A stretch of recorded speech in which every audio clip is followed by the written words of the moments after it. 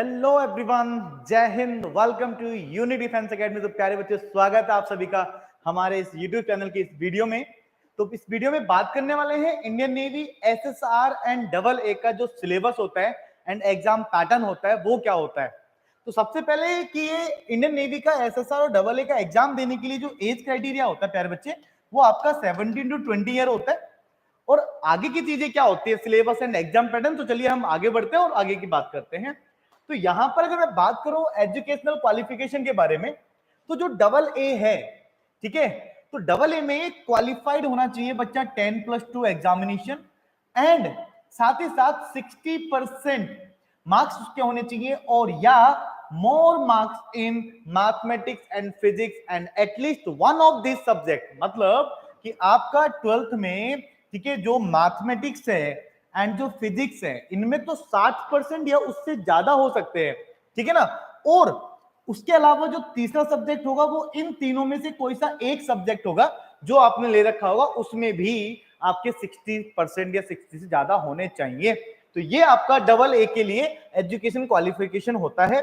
वहीं पर अगर डबल एसएसआर की बात करें, तो एसएसआर में क्या होता है कि क्वालिफाइड इन 10+2 एग्जामिनेशन, इसमें ये 60% का मार्क्स का सीन नहीं होता है, आपको सिर्फ पासिंग मार्क्स होना चाहिए होता है, किसमें क्वालिफाइड इन 10+2 एग्जामिनेशन एंड किसके साथ सब्जेक्ट आपके पास होना चाहिए मैथमेटिक्स, फिजिक्स एंड इन तीनों में से कोई सा एक सब्जेक्ट इसके अलावा आपके पास होना चाहिए।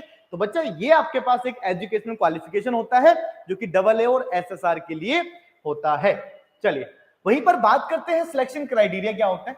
तो सिलेक्शन क्राइटेरिया में जब बेटा आप फॉर्म निकलता है और आप फॉर्म फिल करते हो, तो सबसे पहले क्या होता है कि जब आपने फॉर्म फिल किया तो उसमें आपका परसेंटेज मांगा जाता है कि जो आपका 12th में था, तो उस परसेंटेज के हिसाब से आपको शॉर्टलिस्ट किया जाता है और आपके पास एक एडमिट कार्ड भेजा जाता है। लाइक कुछ परसेंटेज फिक्स करते हैं कि भाई ये इसका कट ऑफ रहेगा, इससे ज्यादा परसेंटेज वाले जितने बच्चे होंगे तो उन सबके एडमिट कार्ड आएंगे, बाकी के नहीं आएंगे। तो इस तरह से एक शॉर्टलिस्ट किया जाता है और शॉर्टलिस्ट करने के बाद, ठीक है, शॉर्टलिस्ट जो होता है वो बेस्ड ऑन 12th परसेंटेज होता है बच्चा, और इस शॉर्टलिस्ट करके उनके पास एडमिट कार्ड आता है जो बच्चा कट ऑफ से जो ज्यादा वाले परसेंटेज वाले बच्चे होते हैं।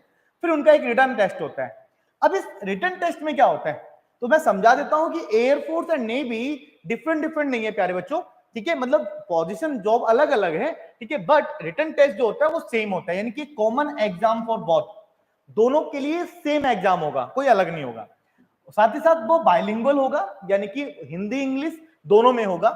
ऑब्जेक्टिव होगा, यानी कि टिक मार्क क्वेश्चंस उसमें आने वाले हैं। एंड उसमें 4 सेक्शन होते हैं, 4 पार्ट होते हैं। एक पार्ट होता है मैथमेटिक्स का जिसमें 25 क्वेश्चन पूछे जाते हैं, साइंस का 25 क्वेश्चन, साइंस में आपका केमिस्ट्री बायोलॉजी भी इंक्लूड होता है, देखो आप खाली इसको फिजिक्स ना समझने की गलती मत करना। इंग्लिश में भी 25 होते हैं, एक होता है जीए, तो जीए मतलब जनरल अवेयरनेस। तो प्यारे बच्चे ये भी 25 मार्क्स का होता है, यानी कि पूरा 100 मार्क्स का होता है एंड 1 आवर का इसमें ड्यूरेशन आपकी होती है, और नेगेटिव मार्किंग भी होती है 1/4 की, यानी कि 4 क्वेश्चन अगर आपने गलत कर दिए तो आपका एक क्वेश्चन सही वाला भी गलत हो जाएगा। तो ये आपका रिटर्न टेस्ट होता है। उसके बाद या उसी के दिन आपसे करा लिया जाता है फिजिकल टेस्ट। फिजिकल टेस्ट में 1600 मीटर का रेस हो गया, 7 मिनट में पूरा करना होता है, 20 उठक बैठक हो गई एंड 10 पुशअप्स हो गए, ठीक है। तो नॉर्मल सिंपल सा है, इतना आप कर सकते हैं। उसके बाद जो प्रोसेस होती है that will be medical test, तो आपको फिर मेडिकल टेस्ट से गुजरना पड़ता है। तो ये चारों प्रोसेस होने के बाद, ठीक है, आपका क्या हो जाता है, सिलेक्शन होता है, आपका फिर फाइनल मेरिट लग के आती है, ठीक है, ज्वाइनिंग मिलती है। अब ये टेस्ट की अगर बात करता हूं, रिटर्न टेस्ट की, तो इसका सिलेबस क्या होता है। तो चारों सब्जेक्ट तो आपको समझ में आ गए, तो थोड़ा सिलेबस की बात करते हैं। तो बच्चा सिलेबस में अगर मैं बात करता हूं साइंस की, तो नॉर्मली अगर मैं बात करूं तो साइंस में केमिस्ट्री, बायोलॉजी, फिजिक्स, ये सारी चीजें हो गई। तो यहाँ पर कुछ चैप्टर्स अलग अलग से डिफाइन किए हुए, जैसे लाइक फिजिकल वर्ड हो गया, मेजरमेंट हो गया, काइनेटिक्स हो गया, लॉ ऑफ मोशन हो गया, वर्क, एनर्जी एंड पावर हो गया, motion, gravitation, mechanics of solids हो गया, हीट, ऑक्सीलेशन, वेव्स, इलेक्ट्रोस्टैटिक्स हो गया, करंट, इलेक्ट्रिसिटी हो गया, magnetic effect of current and the magnetism, electromagnetic induction and alternative current हो गया, ठीक है, इलेक्ट्रोमैग्नेटिक वेव्स हो गया बेटा, optics, dual nature of the matter and the radiation, atomic nucleus हो गया, सेमीकंडक्टर हो गया, ठीक है, डिवाइस, प्रिंसिपल ऑफ कम्युनिकेशन हो गया, metal, non metal, organic chemistry, food, psychology and human disease, computer science. तो ये सारी की सारी चीजें आपको साइंस के अंदर पूछी जाती हैं, ठीक है। और प्यारे बच्चों, अगर ये सिलेबस आपको नोट करना है या डाउनलोड करना है, तो मैं इस पूरे सिलेबस को हमारा जो टेलीग्राम चैनल है उस पे मतलब शेयर कर दिया गया है, तो आप वहां से जाकर उसको डाउनलोड कर सकते हैं। ये पूरा साइंस का और आगे के जितने भी हैं वो सारे के सारे आपको वहां पर मिल जाएंगे। चलिए आगे बढ़ते हैं। उसके बाद मैथमेटिक्स की बात करें तो जो 11th एंड 12th का मैथमेटिक्स होता है तो नॉर्मल वही चैप्टर है, आप देख सकते हैं। सेट हो गया, relation, function, logarithm, complex number, quadratic equation, sequence and series, trigonometry, coordinates, 2D 3D, PNC, binomial, vector, probability, statistics, calculus, matrix and determinants, है ना। तो ये सारा 11th एंड 12th वाला ही है प्यारे बच्चों। तो यही आपसे पूछा जाता है, 25 मार्क्स में आपसे पूछा जाता है, 25 क्वेश्चन में पूछे जाते हैं।